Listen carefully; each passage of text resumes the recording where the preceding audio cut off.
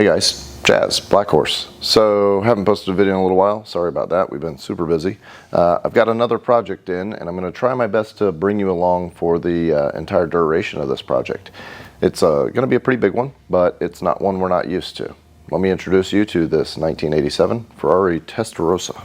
So this was sent by a gentleman named Brad out of Omaha. It's a super clean car, and believe it or not, it's got 40,000 miles. That's not typical of a clean Testarossa. Usually they have a lot more wear and tear. This one's got a few maintenance issues, but that's what it's here for. We're going to get that taken care of and clean it up. But all in all, the car's all there. It's been taken very well care of.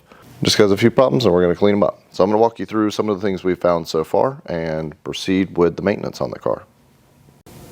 So one minor complaint, the HVAC panel down here on the bottom doesn't have any illumination, so I'm going to look into that. There's also an aftermarket XM radio installed. You can see the antenna on the dash, and we're going to remove that as well. Those could be tied together. There's a pretty good chance.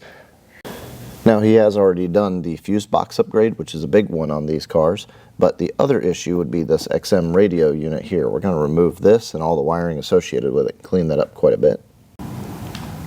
Now another complaint was a lot of noise coming out of the rear wheels, and I'm going to show you, see if you can tell. It'd be hard to see on video, but I don't know if you can see it there. Let me try zooming in. So this may be very hard to see. I'm zoomed in, but there's quite a bit of vertical motion. This is the wheel, and I'm tipping it up, back and forth, top to bottom. You should be able to hear it. So what you're hearing there is indicative of a failed wheel bearing. This is the right rear. It's really bad. The left rear also has some play. So we're going to rebuild both of these rear hubs with new seals and new bearings.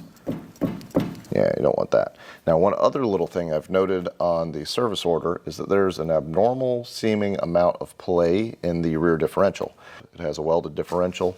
Not welded like the drift guys would imagine, but a welded assembly. The upgrade is the 512 TR. We actually have one in the other bay right now. That is a billet assembly. It's a lot tougher, a lot stronger. So we may be doing the upgrade on this car regardless. Hear that rock?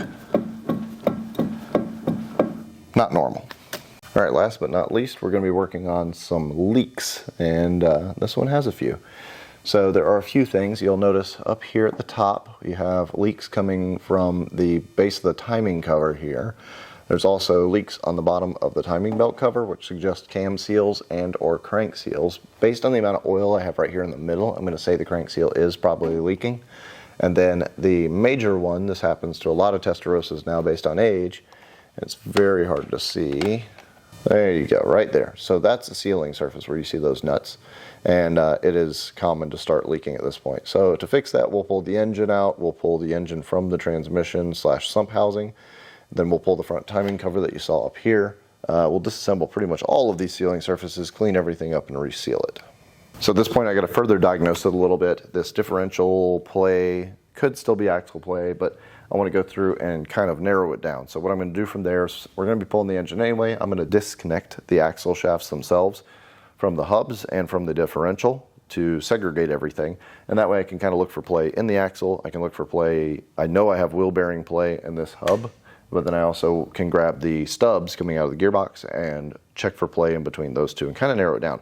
I am a little wary. It could be a tiny bit of play in each component appearing as a large amount of play. So I don't know. I just got to do a little bit more research, digging, and find out where the problem is.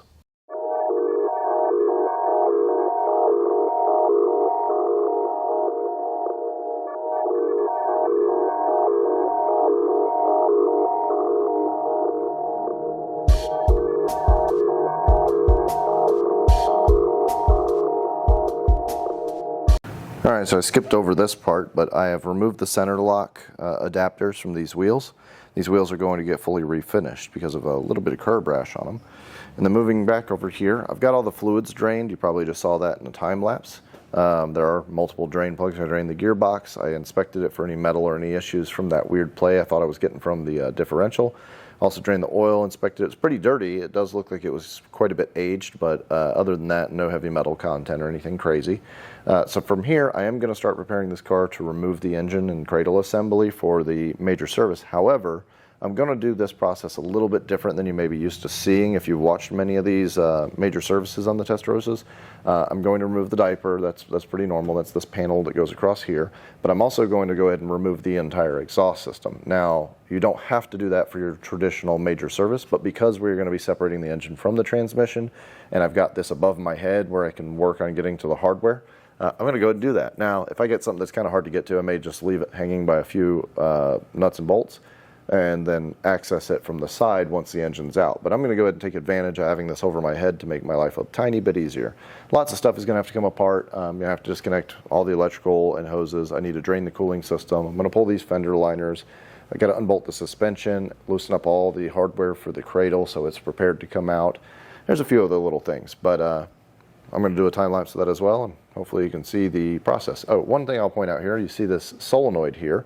That looks out of place. So Testarossas are well known for having starting issues, and that's because the load for the starter solenoid was being brought through a relay in the front fuse box, and that is a high amperage circuit.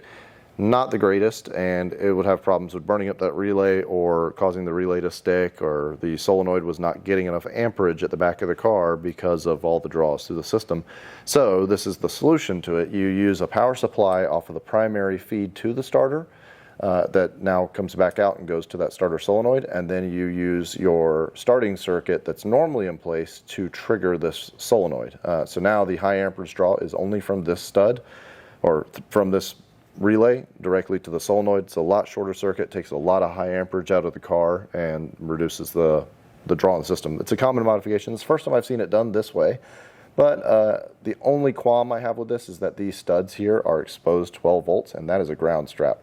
So I'm not entirely comfortable with this. We may change this up just a little bit, but it is an effective way to do it, and it does look like the installation was done with nice quality.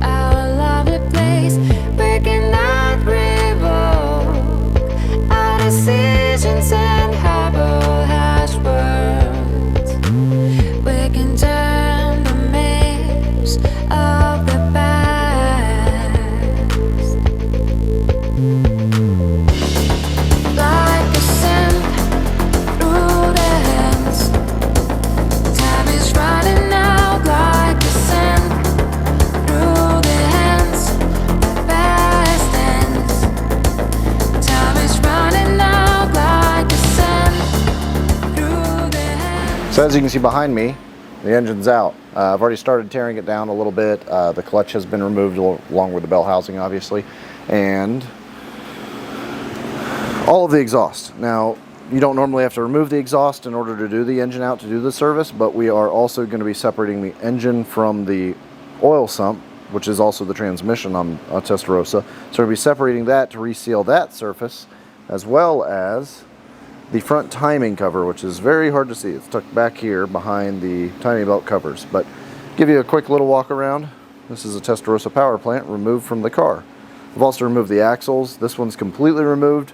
The other is unbolted. It's actually trapped in here until I take this knuckle loose, which I'll do here shortly. Pull the axle out. Those are going to get rebuilt. The boots are aged pretty bad and get a little bit of play wheel when I'll hunt down. That's about it.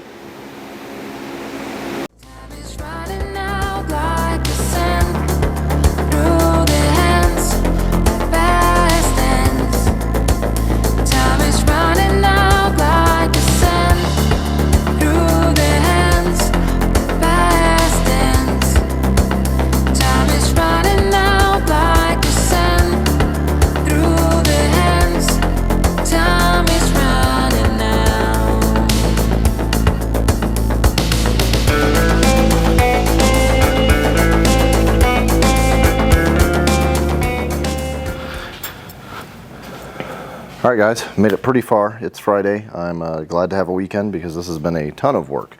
As you can tell, engine's obviously out, it's stripped. Hopefully enjoyed the time lapse we did of that. I've got the timing belts off, the cam pulleys, the cam shafts are removed. All of the front accessories, the alternator, the AC compressor, the air injection pump for the exhaust, all of the air injection lines, the oil filter housing. We're going to be replacing the gaskets for that anyway. That's mounted right down here on the bottom. I've got the engine mounts all loosened. They're not fully removed yet, but on Monday I will be taking the gantry and lifting this entire powertrain assembly off of the cradle. It's mostly for cleaning purposes, but I'm also changing the engine mount, so it's kind of a 2-for-1. Got a chance to inspect the differential on its own, and good news, it seems to be completely okay. There's not a whole bunch of play. Other than that, we're going to go through and rebuild the hubs, replace the wheel bearings, and then change the rest of the major, all the gaskets and things like that.